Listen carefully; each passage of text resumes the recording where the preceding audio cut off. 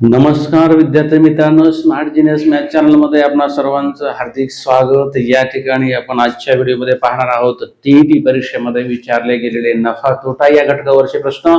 या ठिकाणी या व्हिडिओमध्ये आपण काही प्रश्न पाहणार आहोत। मित्रांनो, टीईटी परीक्षेमध्ये नफा तोट्यावरचे कोणते प्रश्न या ठिकाणी टॉपचे विचारलेले आहेत त्या प्रश्नांचा या ठिकाणी सराव आपण या ठिकाणी या व्हिडिओमध्ये घेणार आहोत। पहा, या ठिकाणी प्रश्न काय आहे। सोनालीने 50 डझन केळी व रुपये 60 डझन दराने खरेदी केली व रुपये 550 शेकडा या दराने विकल्यास किती रुपये नफा किंवा तोटा होईल। टीईटी पेपर 1 2025 मध्ये विचारला गेलेला हा प्रश्न आहे नफा तोट्यावरचा। आपण या ठिकाणी पाहत आहोत केवळ नफा तोट्यावरचे या ठिकाणी कोणकोणते प्रश्न आलेले आहेत त्यावर या ठिकाणी आपण प्रकाश टाकणार आहोत। विद्यार्थी मित्रांनो, चॅनलला सबस्क्राईब केलं नसेल तर सबस्क्राईब करा। पाहूयात या ठिकाणी याचे पर्याय दिलेले आहेत। 400 रुपये नफा, 300 रुपये नफा, 400 रुपये तोटा आणि 300 रुपये तोटा। आता प्रथम पहा, या ठिकाणी आपल्याला काढायचं आहे नफा काढण्यासाठी खरेदी आणि विक्री ह्या दोन किमती माहित होणं गरजेच्या आहेत, तरच आपल्याला नफा काढता येतो। मग दोन्ही किमती अगोदर माहित करून घेऊयात। सुरुवातीला या ठिकाणी आपण खरेदी किंमत काढू। केळीची खरेदी किंमत, केळीची खरेदी किती डझन या ठिकाणी केळी घेतलेली आहे? 50 डझन। बघा, त्या केळीचा दर काय आहे? 60 रुपये डझन दर आहे। म्हणजे एका डझनचा भाव किती आहे? 60 रुपये आहे। तर 50 डझन केळीचा भाव किती असेल एकूण? मग या ठिकाणी 50 गुणिले 60 करा। 50 गुणिले 60 बरोबर, पहा हे 2 शून्य देऊन टाके, 5 30। म्हणजे मला सांगा या ठिकाणी 50 डझन केळीची एकूण खरेदी किंमत किती झाली मित्रांनो? 3000 रुपये खरेदी किंमत आपल्याला मिळाली। आता पुढे जाऊयात। या ठिकाणी पुढे काय सांगताय की रुपये 550 शेकडा या दराने विकली। आता याचा अर्थ प्रथम समजावून घ्या। याचा अर्थ जर नाही समजला तर तुम्हाला या ठिकाणी हे गणित येणार नाही, याचं उत्तर तुम्हाला काढता येणार नाही। 550 शेकडा या दराने विकली। 550 शेकडा या दराने विकली याचा अर्थ काय झाला मित्रांनो? 100 केळी 550 रुपयाला विकल्यात। 100 केळी किती रुपयाला विकल्यात? 550। म्हणजे आपल्याला यावरून एका केळीची अगोदर किंमत काढून घ्यावी लागेल। मग अगोदर एका केळीची किंमत काढा। मग या ठिकाणी असं लिहा, 100 केळीची किंमत किती? 550 रुपये। तर एका केळीची किंमत किती? मग एका केळीची किंमत काढण्यासाठी 550 तिरकस गुणाकार करा, भागिले किती येईल? 100।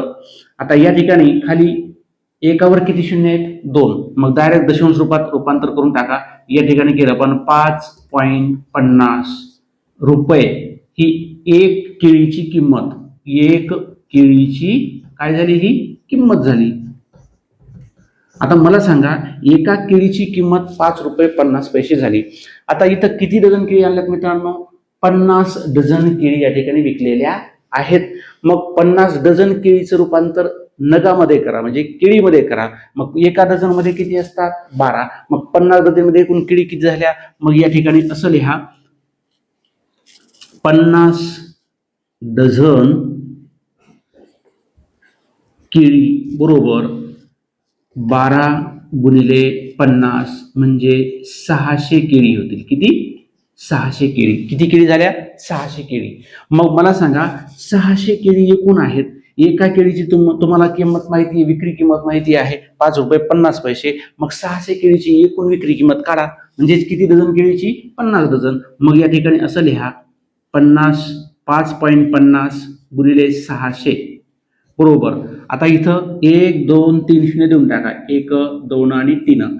चला या ठिकाणी यांचा करा गुणाकार। 6 पंचे 30, ह्याचे किती आले? 3। 6 पंचे 30 आणि 3 किती झाले मित्रांनो? 33। आता दशांश चिन्ह किती अंकानंतर आहे? 1 2 घर सोडून द्या। 1 2 घर सोडून दशांश चिन्ह दिलं म्हणजे या शून्याला काही अर्थ राहणार नाही। म्हणजे या ठिकाणी इथं आपली किंमत किती आली? 3300 रुपये।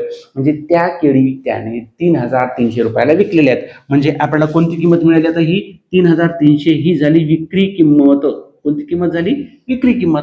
आता तुम्हाला काढायचं आहे या व्यवहारामध्ये नफा किंवा तोटा होईल, म्हणजे किती रुपये नफा किंवा किती रुपये तोटा होईल। अगोदर ठरवा की विक्री किंमत ही खरेदी किंमतीपेक्षा कमी आहे की जास्त आहे। बघा, खरेदी किंमत आहे 3000, विक्री किंमत आहे 3300, म्हणजे निश्चितच विक्री किंमत किती आहे? जास्त आहे। म्हणजेच या ठिकाणी या व्यवहारामध्ये आपल्याला नफा होईल की तोटा होईल? जेव्हा विक्री किंमत मोठी असते त्यावेळेस काय होतो? नफा होतो। मग या ठिकाणी नफा काढा 3300 मधून या ठिकाणी 3,000 या ठिकाणी जर वजा केले म्हणजेच या ठिकाणी बघा 3,300 वजा 3,000 बरोबर, मग या ठिकाणी शिल्लक काय राहिलं 300 रुपये राहिलं. म्हणजे 300 रुपये हा या ठिकाणी काय होणार आहे नफा होणार आहे. मग याच्यामध्ये पर्याय बघा कोणता आहे तो पर्याय क्रमांक 2 हे उत्तर काय आहे बरोबर आहे. पाहूयात या ठिकाणी पुढचा प्रश्न जो की नफा तोट्यावर या ठिकाणी टीईटी परीक्षेमध्ये विचारला गेलेला आहे. मित्रांनो आपण पाहत आहोत टीईटी परीक्षेमध्ये विचारले गेलेले नफा तोट्यावरचे टॉपचे प्रश्न कोणकोणते, मागील वर्षामध्ये कोणते कोणते प्रश्न विचारले गेलेले आहेत त्या सर्व प्रश्नांचा सराव आपण या व्हिडिओमध्ये या ठिकाणी घेणार आहोत. हा व्हिडिओ क्रमांक पहिला आहे, पार्ट 1 आहे, नंतर पार्ट 2, नंतर पार्ट 3. जेवढे काही या ठिकाणी नफा तोट्यावरचे प्रश्न या ठिकाणी विचारले गेले ते सर्व या ठिकाणी व्हिडिओ आपण एका पाठोपाठ एक घेणार आहोत. चॅनलला सबस्क्राईब केलं नसेल तर सबस्क्राईब करा. निश्चितच या ठिकाणी याच टाईपचे प्रश्न तुम्हाला परीक्षेमध्ये विचारले जाणार आहेत. त्या ठिकाणी संख्या बदल असेल पण टाईप हाच असेल. पहा या ठिकाणी प्रश्न काय दिलाय, एका वस्तूची खरेदी किंमत ही विक्री किमतीच्या 1.6 पट आहे तर शेकडा तोटा किती. टीईटी पेपर 2 मध्ये 2025 मध्ये विचारला गेलेला म्हणजे मागच्या वर्षी विचारलेला हा प्रश्न आहे. कसा सोडवायचा पहा. विक्री किमतीच्या 1.6 पट आहे. नीट अर्थ समजून घ्या. म्हणजे विक्री किंमत आपल्याला माहित असणं गरजेची आहे. मग अगोदर विक्री किंमत या ठिकाणी माहित करा, नंतर खरेदी किंमत माहित करा, नंतर या ठिकाणी तोटा किंवा नफा झाला हे विक्री आणि खरेदी किमतीच्या वरून आपल्याला समजेल. या ठिकाणी आता सुरुवातीला काय करूयात, या व्यवहारामध्ये त्यांनी शेकडा तोटा किती हा विचारलेला आहे. काय शेकडा तोटा. आता प्रत्यक्ष नफा काढू, प्रत्यक्ष तोटा काढूयात आणि नंतर शेकडा तोटा काढूयात. मग या ठिकाणी काय करायचे, विक्री किमतीच्या म्हणजे विक्री किंमत या ठिकाणी 100 माना. विक्री किंमत बरोबर किती 100.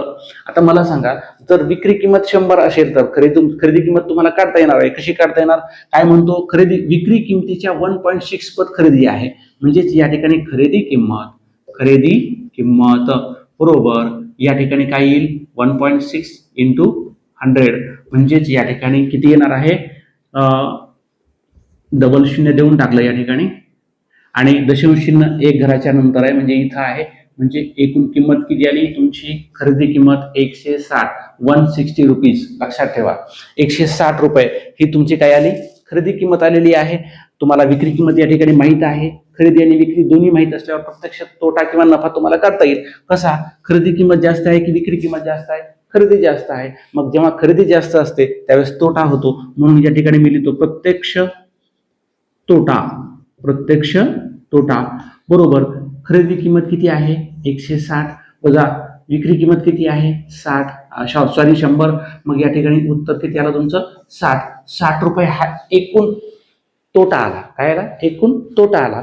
आता तुम्हाला शेकडा तोटा विचारले. शेकडा तोट्याचं सूत्र तुम्हाला माहिती आहे, प्रत्यक्ष तोटा भागिले खरेदी किंमत गुणिले 100 मांडून टाका. या ठिकाणी प्रत्यक्ष तोटा किती आहे 60 आहे भागिले किती खरेदी किंमत सांगा. खरेदी किंमत 160 रुपये आहे गुणिले 100 करा म्हणजे या ठिकाणी तुम्हाला शेकडा तोटा काढता येईल. हे शून्य कॅन्सल करा.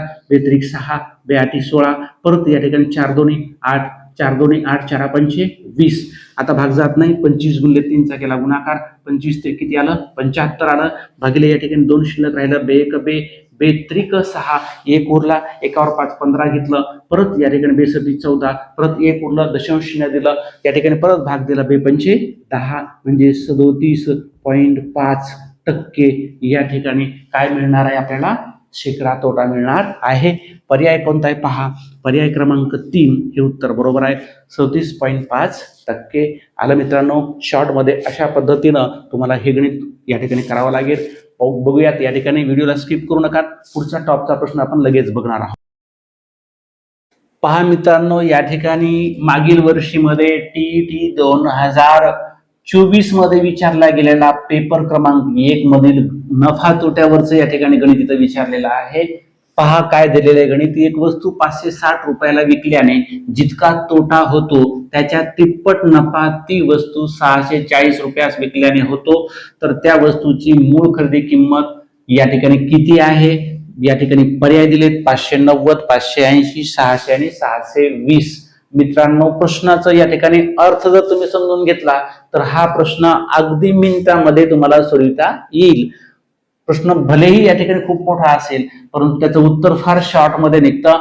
या ठिकाणी या प्रश्नामध्ये आपल्याला समीकरण तयार करावं लागतं. काय करावं लागेल? आपल्याला वस्तूची मूळ खरेदी किंमत माहिती आहे का मित्रांनो? नाही. म्हणून या ठिकाणी मी असं लिहितो,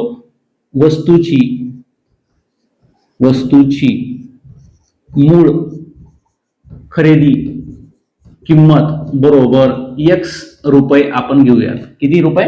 x रुपये. आता पहा, वस्तूंची खरेदी किंमत माहिती झाली तुम्हाला. या ठिकाणी काय म्हणतो? 560 रुपयाला विकल्याने तोटा होतो. 560 रुपयाला विकल्याने तोटा होतो. मग जेव्हा तोटा होतो तेव्हा विक्री किंमत जास्त असते की कमी असते? कमी असते. आणि खरेदी किंमत कशी असते? जास्त असते. म्हणून या ठिकाणी मी तोटा लिहितो. तोटा बरोबर, सांगा काय करायचं या ठिकाणी? तोटा कशातून काय वजा करायचा आहे? खरेदी किमतीमधून विक्री किंमत वजा करायची आहे. ही विक्रीतून खरेदी किंमत वजा करायची आहे. सांगा, खरेदीमधून विक्री वजा करायची. तोटा काढताना x वजा पहिली विक्री किती आहे? 560 रुपये. बघा, या ठिकाणी हा झाला पहिला भाग या उदाहरणातला. x वजा 560 हा तोटा झाला. लक्षात कशावरून काढला आपण? या ठिकाणी मूळ किमतीवरून काढलं. त्याच्यानंतर दुसरा विचार पहा, या ठिकाणी काय दिलेला आहे? 640 रुपयास विकल्यास नफा होतो. तिप्पट नफा होतो. किती पट नफा होतो? तिप्पट. म्हणजे 640 रुपये विक्री किंमत ज्यावेळेस आपण ठेवू त्यावेळेस काय होतो? नफा. म्हणून या ठिकाणी मी हा एक भाग या ठिकाणी लिहून टाकतो. नफा बरोबर 640 विक्रीमधून आपण काय वजा करणार आहे? सांगा, खरेदी म्हणजे वजा x. हा झाला दुसरा भाग. बघा, आता काय करायचं आपल्याला? प्रत्यक्ष हे समीकरण मांडायचं आहे. काय म्हणतं या ठिकाणी? जो नफा झालाय, नफा हा किती पट आहे? तिप्पट आहे. कशाच्या तिप्पट आहे? तोट्याच्या तिप्पट आहे. म्हणजेच या ठिकाणी ह्या नफ्याचं गुणोत्तर 640 वजा x हे कोणाबरोबर आहे? त्या तोट्याच्या तिप्पटी बरोबर आहे. मग तोट्याची तिप्पट करा म्हणजे तोटा किती आहे? x वजा 560. ह्याला 3 न गुणा. 3 गुणिले कंसात x वजा 560. ज्यावेळेस हे समीकरण तयार होईल, आपण हे समीकरण सोडवू त्यावेळेस आपल्याला त्या वस्तूची मूळ किंमत विचारलेली ती मूळ किंमत आपल्याला मिळणार आहे. आता या ठिकाणी पहा, हे समीकरण सोडवा. बघा, या ठिकाणी काय करायचं आपल्याला? 640 वजा x बरोबर 3 न गुणा कंसामध्ये या ठिकाणी 3 गुणले x 3x वजा 3 या ठिकाणी या संख्येला गुणा. 3 0 0 3 6 18 हातचाला 1 3 5 15 किती झाले? 16. 1680. आता काय करायचं आहे? x एका साईडला घ्या आणि स्थिर संख्या एका साईडला घ्या. आता मी काय करतो या ठिकाणी? हे x या साईडला आणू आपण. पहा काय करायचंय? वजा x इथं अधिक 3x इकडे काय होतील? वजा 3x होतील. वजा 3x बरोबर इकडे वजा 1680 इथं अधिक 640 इकडे काय होतील? वजा होतील 640. आता काय करा? यांची बेरीज करा. ऋण ऋण आणि हे पण ऋण ऋण आहेत. यांची बेरीज आपण करून घेऊ. वजा 3x आणि अधिक 1x आले 4x. किती x झाले? 4x म्हणजे वजा 4x बरोबर. आता इथं पण वजा वजाच आहे. समान चिन्ह आहेत. चिन्ह देऊन टाका. यांची डायरेक्ट बेरीज करा. 0 ला 0 4 न 8 12 हातच्याला 1 आणि 6 7 7 आणि 6 किती झाले? 13. हातचा किती आला? 1 1 आणि 1 2.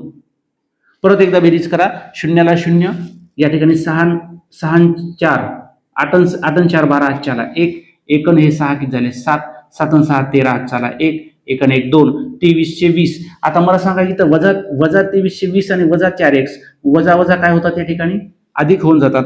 मग 4x बरोबर 23 20 आहे. तर x बरोबर किती? x बरोबर गुणिले 4 इकडे भागिले होतील 23 20 भागिले किती? 4 4 1 4 भागाकार करा. 4 पंचे 20 इथे किती उरले? 23 मधून 20 गेले. ह्याला 3 3वर 2 32 4 8 32 आणि 4 0 0. x बरोबर 580. x बरोबर काय? 580. x आपण काय मानली होती मित्रांनो?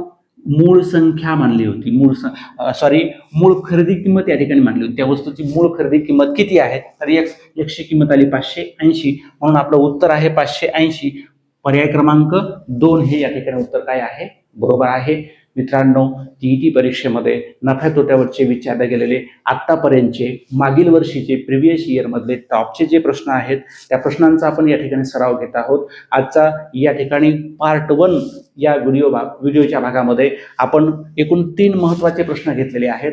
आता पुढील पार्ट 2 मध्ये नफा तोट्यावरचे टॉपचे मागील वर्षी जे विचारले गेलेले प्रश्न आहेत ते आपण घेणार आहोत. व्हिडिओ आवडल्यास लाईक करा, शेअर करा आणि चॅनलला अजूनही सबस्क्राईब केलं नसेल तर सबस्क्राईब नक्की करा. भेटूयात पुढील व्हिडिओमध्ये पार्ट 2 मध्ये नफा तोट्यावरचे मागील वर्षीमध्ये मागील प्रिव्हियस इयरमध्ये विचारलेले टॉपचे प्रश्न घेऊन. तोपर्यंत नमस्कार, थँक्यू, धन्यवाद.